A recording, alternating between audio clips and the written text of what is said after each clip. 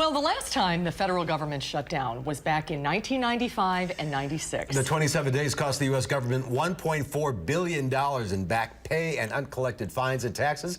And Scott Klug was the congressman representing Wisconsin's 2nd District at that time and joining us. Good to see you again. Good to see you, Scott. So are there parallels between this shutdown and the one you were involved with?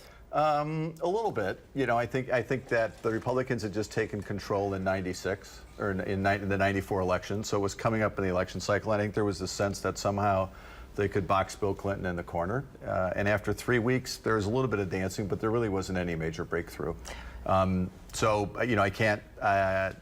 It was a valiant effort, but not without a lot of success. The last one was more about spending, right? And this one is a little bit more about policy. It is, and it's really focused on the president's health care plan in an attempt to delay the implementation. And as the story you did earlier, there's lots of confusion about it. And you know, I think when you really look at this, it's an attempt by Republicans to frame this, that if things go badly a year from now, they can say, we told you this wasn't going to work, and that'll be the referendum in next fall's election. And if the president's right and the health exchanges go well, that'll be the referendum, and the Democrats may do better than they usually do in a midterm election. So that's really what this is all about, I think. And this is only a budget for 45 days or so, and then we hit this debt ceiling.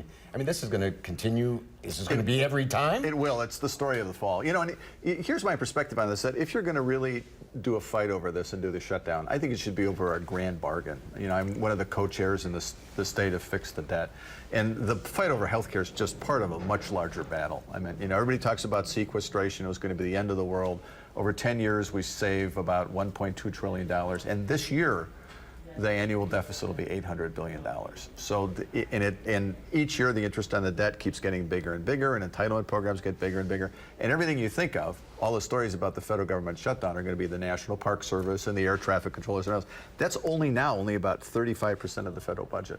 So you got to get your arms around that other 65%. So if they were going to have this fight, I wish it would have been a fight over a much bigger battle than just the health care plan. Somebody has to blink, though, right? I mean, refresh our memory about how it ended the last time. Well, it blinked because, you know, it was a strange time. As you said, you know, the interesting thing that came out of this is during the shutdown is when the Monica Lewinsky scandal began. They had to hire her because she wasn't paid. And I remember because it was a weird weather week in Washington, and I actually did my Christmas shopping in D.C., and I remember walking down the mall, and it was 84 degrees in the middle of December in Washington. So eventually what happened is the Republicans just sort of lost this war of attrition and figured, let's move on to another battle. And Bob Dole caved in. I'm not sure cave's the right word. But tried to come up with a solution. Sure. So I think there'll be different iterations. The House is going to send an idea to the Senate will bounce it back, and eventually in another week or so it'll get traction. I don't think this is going to go on for months, and you know, while we all remember it, you know, the government seemed to survive, and the stock market boomed in the late 90s. So this is much more about the elections, I think, in 2014 than it's about anything else. All right. Scott, thanks for the perspective. Nice to see you again. See you next time. Sure. We'll be right back.